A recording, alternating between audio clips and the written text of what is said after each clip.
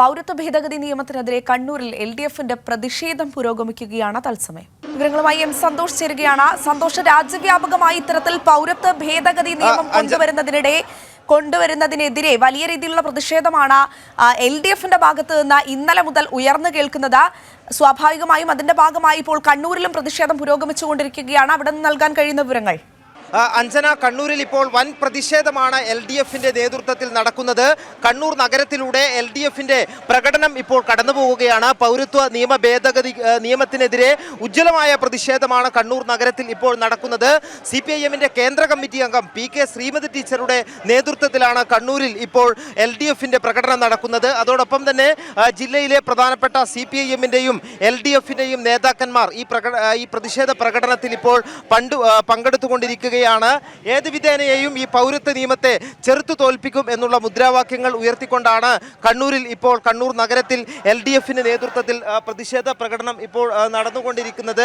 വലിയ ഒരു ജനകീയ മുന്നേറ്റമായി തന്നെ ഈ ഒരു കണ്ണൂരിലെ ഈ പൗരത്വ നിയമത്തിനെതിരായിട്ടുള്ള പ്രതിഷേധം ഇപ്പോൾ മാറുന്നുണ്ട്. നൂറുകണക്കിനായിട്ടുള്ള ആളുകളാണ് കണ്ണൂർ നഗരത്തിൽ പ്ലക്കാർഡുകളുമായി ഇപ്പോൾ ഈ പ്രകടനത്തിൽ പങ്കെടുത്തുകൊണ്ടിരിക്കുന്നത്.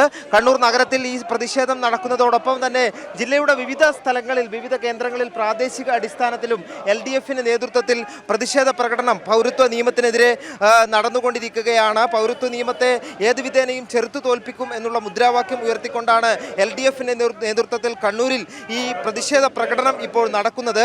CPIMന്റെ കേന്ദ്ര കമ്മിറ്റി അംഗവും ജനാധിപത്യ മഹിളാ അസോസിയേഷന്റെ അഖിലാന്ത പ്രസിഡന്റുമായിട്ടുള്ള PK ശ്രീമതി ടീച്ചറുടെ നേതൃത്വത്തിലാണ് ഈ പ്രതിഷേധ പ്രകടനം നടക്കുന്നത്. ഒപ്പം തന്നെ CPIMന്റെ മുതിർന്ന നേതാവ് KP സഹദേവൻ, CPIMന്റെ കണ്ണൂർ ജില്ലാ ആക്ടിംഗ് സെക്രട്ടറിയായ TV രാജേഷ്, ജെയിംസ് മാത്യു ഉൾപ്പെടെയുള്ള നേതാക്കന്മാർ ഈ പ്രതിഷേധത്തിന്റെ ഭാഗമായി മുൻനിരയിൽ അണിചേർന്നിട്ടുണ്ട്. വലിയ ജനപിന്തുണ കൂടി ഈ പ്രതിഷേധത്തിന് ലഭിക്കുന്നുണ്ട് എന്നുള്ളതാണ് ഏറ്റവും പ്രധാനപ്പെട്ട കാര്യം.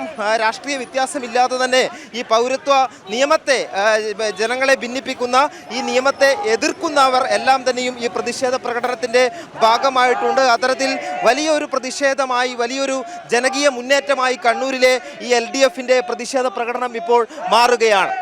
അഞ്ജന, സന്തോഷാണ് വിവരങ്ങൾ നൽകിയത്. എന്തായാലും രാജ്യവ്യാപകമായി CAAക്കെതിരെ വലിയ രീതിയിലുള്ള പ്രതിഷേധങ്ങൾ അലയടിക്കുന്ന ഈ സാഹചര്യത്തിലാണ് കേരളത്തിൽ നിന്നും ഇത്തരത്തിൽ CAAക്കെതിരെയുള്ള ശബ്ദങ്ങൾ ഉയരുന്നത്. കണ്ണൂരിൽ LDFന്റെ നേതൃത്വത്തിൽ CAAക്കെതിരെയുള്ള പ്രതിഷേധം പുരോഗമിക്കുകയാണ്. തത്സമയമാണ് പ്രേക്ഷകർ കണ്ടത്.